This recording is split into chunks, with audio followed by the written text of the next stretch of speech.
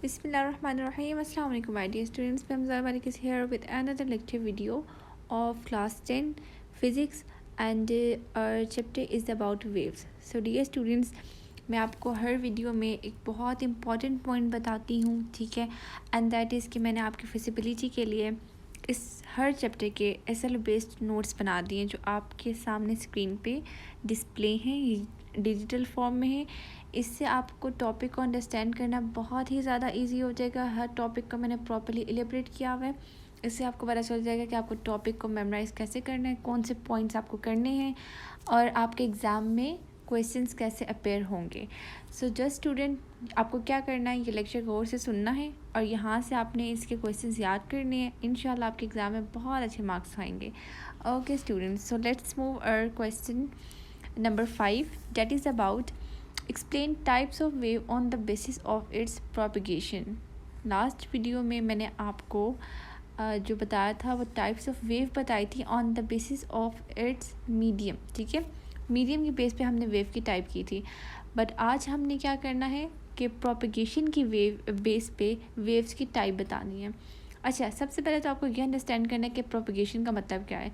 Propagation का मतलब ये है कि जब भी आप किसी मीडियम को डिस्टर्ब करते हैं तो ऑब्वियसली वहाँ पे वेव प्रोड्यूस होती है। ये मैंने आपको लास्ट लेक्चर में बताया था, राइट।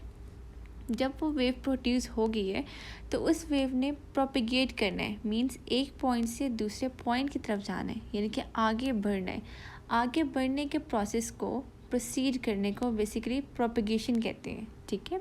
यानी कि वेव एक पॉइंट से वो आगे जा रही है, वो ट्रांसफ़र हो रही है, तो इस चीज़ को ही हम प्रोपिगेशन कहते हैं। ओके जी, सो इस प्रोपिगेशन की वेव बेस पे कि वेव आगे प्रोसीड कैसे करेगी, आपके पास दो टाइप्स होती हैं। एक है आपके पास ट्रांसवर्स वेव और एक है आपके पास लॉन्गिट्यूडनल वेव। मैं दोनों को अच्छे से एक्सप्लेन करूँगी, आपने प्रॉपरली लेक्चर सुनना है। एंड मैं आपको ये ज़रूर रिकमेंड करूँगी कि फॉर योर बेटर अंडरस्टैंडिंग आप मेरा लेक्चर नंबर 1 भी ज़रूर सुनिएगा और कमिंग लेक्चर्स भी आप मेरा ज़रूर सुनिएगा, ठीक है जी। ओके, सो ट्रांसवर्स वेव आपके पास क्या होती है एंड लॉन्गिट्यूडनल वेव्स आपके पास क्या होती हैं। Transverse wave and longitudinal wave में डिफरेंस भी आपका आ सकता है, ठीक है। ओके, फर्स्ट पॉइंट आपने अपने माइंड में ये रखना है कि आपके पास पार्टिकल्स की movement and direction of wave propagation. Particles की मूवमेंट कि पार्टिकल्स कैसे मूव कर रहे हैं, ठीक है, एक पॉइंट ये। एंड सेकंड क्या, direction of wave propagation, wave आगे जो जा रही है उसकी डायरेक्शन। अगर ये दोनों आपस में परपेंडिकुलर होंगे, ठीक है, अगर ये दोनों आपस में परपेंडिकुलर होंगे तो आप क्या कहेंगे कि ये क्या है, ट्रांसवर्स वेव है, ठीक है। अब मैं आपको समझाती हूँ। जैसे कि देखिए आपके सामने, आपने अपने माइंड में रखना है कि आपने जो वेव प्रोड्यूस किया वो एक स्ट्रिंग में की है। वो कल भी मैंने आपको एग्जाम्पल बताया थी कि ये आपने एक स्ट्रिंग को अप एंड डाउन मूव किए और उसके अंदर ऐसे करके वेव जनरेट होगी, ठीक है। अब हम क्या करते हैं कि हम देख रहे हैं कि वेव ऐसे करके प्रोसीड हो रही है, यानी कि इस डायरेक्शन में वेव आगे जा रही है। और हम इधर कोई पॉइंट मार्क कर लेते हैं ऐसे करके, और मैं इधर बता देती हूँ इसका पॉइंट का नाम P मैं रख लेती हूँ। और मैं कहती हूँ यहाँ पे पार्टिकल्स जो है बेसिकली क्या करें, अप एंड डाउन मूव करें अपनी ही पोजीशन पे, up and down. And wave क्या हो रही है, ऐसे करके प्रोसीड कर रही है। तो आप अगर गौर से देखिए कि वेव ऐसे जा रही है, पार्टिकल्स ऐसे अप एंड डाउन मूव करें, तो यहाँ पे कौन सा एंगल बन रहा है, 90 का एंगल। और 90 का एंगल कौन सा होता है, परपेंडिकुलर। सो अगर आपके पास direction of wave propagation and movement of particle ये दोनों आपस में परपेंडिकुलर होंगे, सो इट्स मीन आपके पास कौन सी वेव होगी, ट्रांसवर्स वेव होगी, ठीक है जी। कौन सी है आपके पास, ट्रांसवर्स वेव है। या आप इस तरह भी एक्सप्लेन कर सकते हैं। मैं आपको एक और एग्जांपल देती हूँ कि आपके पास एक ये वाटर टैंक है, ठीक है। इसके अंदर आपने स्टोन फेंका और यहाँ पे क्या हुआ, सर्कुलर वेव जनरेट होगी ऐसे करके। और साइड पे आप यहाँ पे एक कॉर्क रख लें। जैसे जैसे वेव आगे प्रोसीड कर रही है ऐसे करके कॉर्क के पास जा रही है, कॉर्क को आप देखेंगे अप एंड डाउन मूव होगी। कॉर्क की मूवमेंट क्या होगी, अप एंड डाउन, अपनी ही पोजीशन पे अप एंड डाउन ऐसे करके कॉर्क मूव करेगी। और वेव कैसे जा रही, from left to right, wave इस डायरेक्शन में एंड कॉर्क इस डायरेक्शन में। तो ये जो एंगल बनता है, ये 90 का एंगल बनता है, इसको हम बोलते हैं परपेंडिकुलर। तो जब आपके पास मूवमेंट ऑफ पार्टिकल ये जो कॉर्क के पार्टिकल्स थे ना, ये अप एंड डाउन मूव करे थे। Movement of particle and direction of wave propagation दोनों परपेंडिकुलर होती हैं, तो वो आपके पास क्या होती है, ट्रांसवर्स वेव होती है। होपफुली आपको ये मेरी बात समझ आ गई होगी। ओके जी, नेक्स्ट अब इसके अंदर हमने क्या करना है, एग्जांपल है आपके पास, जैसे कि स्ट्रिंग में वेव प्रोड्यूस होगी, या फिर आपके पास इलेक्ट्रोमैग्नेटिक है या सिस्मिक वेव है, या आपके पास डिफरेंट इसमें क्या है एग्जांपल्स गिवन है। ओके, इसके अंदर अब मैं आपको एक और चीज़ एक्सप्लेन करने वाली हूँ, वो ये है कि जैसे कि आपने देखा वेव्स यहाँ पे जो मेरे पास प्रोड्यूस हुई हैं, मैं आपके सामने ये जो पिक्चर है आप इसको ज़रा गौर से देखिए। ओके, इसके अंदर आपके पास क्या है, ये जो मैं ड्रॉ करती हूँ, ये देखिए, ये अभी जो अपर पार्ट होता है, ये जो लाइन से ऊपर पार्ट है, दैट इज़ कॉल्ड क्रस्ट। इसको आप क्या कहते हैं, क्रस्ट बोलते हैं, ठीक है। और ये जो लोअर पार्ट है, इसको आप ट्रफ बोलते हैं, ठीक है। क्रस्ट एंड ट्रफ, जो अपर पार्ट्स हैं, ये जैसे आपके पास सामने डायग्राम में भी विजिबल है, ये सारे ये क्या है, क्रस्ट हैं। और ये डाउनवर्ड पार्ट, इनको आप क्या बोलते हैं, ट्रफ बोलते हैं। तो यहाँ से हमें एक और पॉइंट मिल जाता है कि ट्रांसवर्स वेव में हमारे पास क्रस्ट एंड ट्रफ प्रोड्यूस होते हैं, और ये कंजेक्टिव होते हैं। कंजेक्टिव इस तरह होते हैं कि आपके पास पहले क्रस्ट आता है, फिर ट्रफ, फिर क्रस्ट, फिर ट्रफ, फिर क्रस्ट, फिर ट्रफ, इस तरह करके आपके पास जो है ये आ रहे होते हैं, ठीक है। सो आपके पास यहाँ पे ये पॉइंट भी क्लियर हो गया। अब अगर मैं आपसे पूछूं कि वेव लेंथ आप मुझे एक्सप्लेन करें ट्रांसवर्स वेव से, तो आपने ये कहना है कि अगर आप वेव लेंथ ट्रांसवर्स वेव में बता रहे, तो distance between to conjunctive trough या फिर टू कंजेक्टिव क्रस्ट, दो कंजेक्टिव कहते हैं एक के बाद दूसरे आने वाला, ठीक है। तो ये देखें, फर्स्ट आपके पास कौन सा हो गया, फर्स्ट क्रस्ट ये है, सेकंड ये है, इन दोनों क्रस्ट के बीच के डिस्टेंस को आप क्या कहेंगे, वेव लेंथ कहेंगे, ठीक है। और वो कंजेक्टिव होना चाहिए। मैं ऐसा नहीं कह सकती थी कि ये वाला लेकर साथ में इसके साथ कंपेयर कर, no, this is not possible. ये आपके पास क्या है, ये सेकंड टू वेव लेंथ हो देंगी, सेकंड आपकी वेव लेंथ होगी, ठीक है, 2 टाइम्स हो जाएगा। बट अगर आपको 1 वेव लेंथ बतानी है, तो आप कहेंगे distance between to conjunctive crust, ठीक है। आप क्रस्ट भी कह सकते हैं और आप ऐसे भी कह सकते हैं, distance between to conjunctive trough, एक ट्रफ ये है, सेकंड ट्रफ ये है, इसके बीच के डिस्टेंस को भी आप क्या कहते हैं, वेव लेंथ ही कहते हैं। बट आपने ये माइंड में रखना है कि आप वेव लेंथ को ऐसे डिफाइन नहीं कर सकते कि distance between crust and trough, ये 1 वेव लेंथ नहीं है, ये हाफ वेव लेंथ है। यानी कि अगर मैं ये कहूँ कि ये एक क्रस्ट और ये एक ट्रफ, ठीक है, मैं ड्रॉ करके बता देती हूँ, ये क्रस्ट और ये ट्रफ, ये 1 वेव लेंथ नहीं है, बल्कि ये हाफ वेव लेंथ है। कंप्लीट वेव लेंथ कब होगी, जब एक और क्रस्ट बनेगा। तो इन दोनों क्रस्ट के बीच के डिस्टेंस को आप क्या कहेंगे, वेव लेंथ कहेंगे। और वेव लेंथ को हम लेमडा से शो करते हैं। लेमडा का साइन इस तरह होता है, इस तरह करके, ठीक है, उल्टा वाई की तरह होता है लेमडा का साइन। लेमडा के साइन से हम बेसिकली क्या करते हैं, वेव लेंथ को शो करते हैं। ओके जी, होपफुली आपको ट्रांसवर्स वेव अच्छे से समझ आ गया होगा, ठीक है। अच्छा जी, ये आपने माइंड में रखना है कि इसके अंदर हमारे पास movement of particle and direction of wave propagation आपस में क्या थी, परपेंडिकुलर थी। ओके जी, नेक्स्ट है हमारे पास explain longitudinal wave with help of example. Okay, अब आपको क्या करना है, लॉन्गिट्यूडनल वेव को एक्सप्लेन करना है। अगर आपको ट्रांसवर्स वेव समझ आ गया है, तो ये आपके लिए बहुत ही इजी है, बिकॉज इसके अंदर क्या है कि वही 2 वर्ड्स आप याद करें जो मैंने अभी आपको बताए। कौन से बताए थे मैंने आपको, movement of particles and direction of wave. Movement of particles यानी कि जो पार्टिकल्स मूव कर रहे हैं, and direction of wave.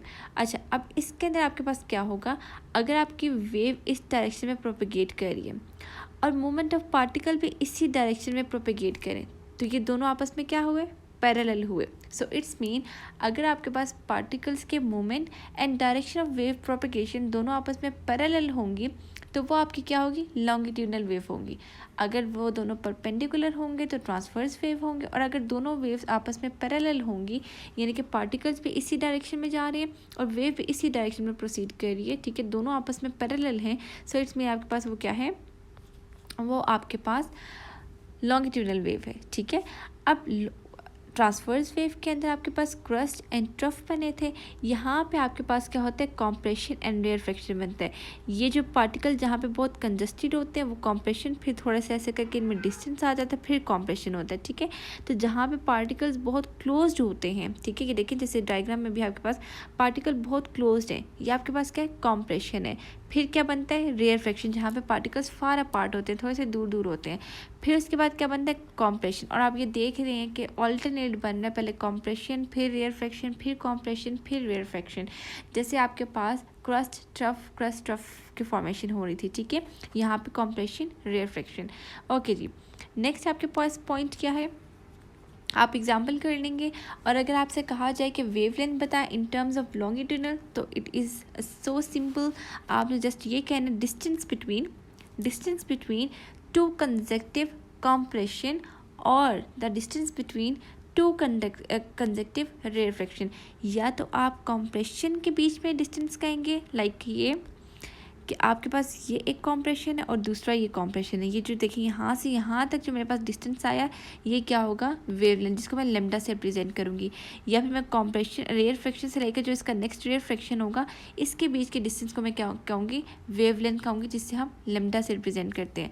But मैं ऐसा नहीं कह सकती कि डिस्टेंस बिटवीन कॉम्प्रेशन, ये देखें इतना सा part, compression and rarefaction is not equal to one wavelength, ये हाफ वेवलेंथ होती है, ठीक है।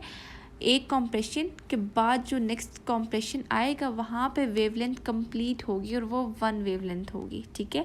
बट एक कॉम्प्रेशन और रेयरफेक्शन जो होता है वो हाफ वेवलेंथ होती है। होपफुली आपको ये पॉइंट मेरा क्लियर हो गया होगा, ठीक है। इसमें आप डिफ्रेंशिएट आ जाए तो आपने बिल्कुल परेशान नहीं होना, और जस्ट आपने डेफिनेशन लिखनी है इसकी, एग्ज़ाम्पल लिखनी है, और आपको जो है इसके अंदर एग्ज़ाम्पल लिखेंगे, वेवलेंथ का बताएंगे, आप कॉम्प्रेशन रेयरफेक्शन का बताएंगे, क्रस्ट रफ उसमें आ जाएंगे, ठीक है। और आप डायग्राम ड्रॉ करेंगे। ओके जी, ये एक्सप्लेनेशन भी आपके सामने विजिबल है। नेक्स्ट क्वेश्चन आपके पास, what do you know about seismic wave and differentiate between seismic primary wave and seismic S wave. P waves mean seismic primary waves and S means seismic secondary waves, ठीक है।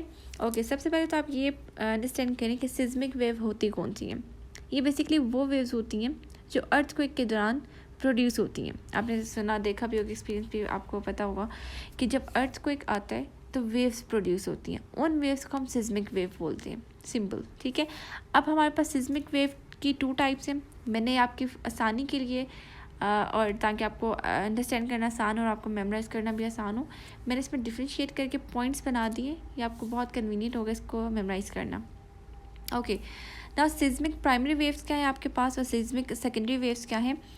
Seismic primary wave जो example है longitudinal wave की, और seismic secondary wave जो है वो example है ट्रांसवर्स वेव की। अब आपके माइंड में अच्छे से आ जाना चाहिए कि लॉन्गिट्यूडनल वेव कौन सी है और ट्रांसवर्स कौन है। नेक्स्ट इसमें लिखा हुआ है आपके पास कि लॉन्गिट्यूडनल वेव है तो वो इसमें क्या होगा, पार्टिकल्स वाइब्रेट करेंगे parallel to the direction of wave propagation, यानी कि जिस डायरेक्शन में वेव प्रोपगेट कर रही होगी पार्टिकल्स की मूवमेंट भी उसी डायरेक्शन में होगी, यानी कि पैरेलल होगी। और सिस्मिक सेकेंडरी वेव्स में क्या होता है कि पार्टिकल्स की मूवमेंट और डायरेक्शन ऑफ वेव प्रोपगेशन दोनों क्या होती है, परपेंडिकुलर होती है। तो अगर वो पैरेलल होंगे प्राइमरी के अंदर तो वो बैक एंड फोर्थ मूव करेंगी, बैक एंड फोर्थ मतलब लेफ्ट एंड राइट, इस तरह की मूवमेंट होगी। और पार्टिकल्स की मूवमेंट इसमें सिस्मिक वेव में क्या होती है, अप एंड डाउन होती है। प्राइमरी वेव्स आपके पास फास्टेस्ट टाइप होती हैं, बहुत फास्टली जो है वो ट्रांसफ़र होती हैं, और सिस्मिक वेव आपके पास जो है वो इतनी फास्ट नहीं होती। प्राइमरी वेव जो है वो ट्रेवल होती हैं सॉलिड के अंदर, लिक्विड के अंदर, and seismic wave secondary waves जो है आपके पास वो लिक्विड में ट्रेवल नहीं होती, ये सिर्फ सॉलिड में ट्रेवल होती है। और ये जो सिस्मिक प्राइमरी वेव्स हैं इससे हम क्या करते हैं, इजीली अर्थ के स्ट्रक्चर को, इंटीरियर को स्टडी कर लेते हैं, और हम सिस्मिक सेकेंडरी वेव से हम डिटरमिन करते हैं लोकेशन ऑफ अर्थक्वेक एपिसेंटर्स, कि अर्थक्वेक जनरेट कहाँ से हुआ है। सो बेसिकली ये पॉइंट्स से आपके, होपफुली आपको ये लेक्चर मेरा समझ आया होगा। मैं आपको यही रिकमेंड करूँगी आप मेरी फर्स्ट वीडियो भी ज़रूर देखिएगा इस चैप्टर की, सो दैट आपको जो है वो कमिंग टॉपिक्स बेटर अंडरस्टैंडिंग आपकी क्रिएट हो। And one more thing my dear students, if you want these notes do DM me on Instagram मेरा zoya_academy1 के नेम से है, आप मुझे वहाँ पे मैसेज करें, मैं आपके साथ ये PDF शेयर कर दूँगी। इसमें सेलो बेस्ड और बहुत ही ज़्यादा ईजी क्वेश्चंस लिखे हुए हैं, ठीक है। सो आपको अच्छे से आप मेमोराइज़ कर लें और आपके बहुत अच्छे से मार्क्स आ जाए। Okay dear students, take care of your self, अल्लाह हाफिज़, and don't forget to subscribe my YouTube channel. Bye.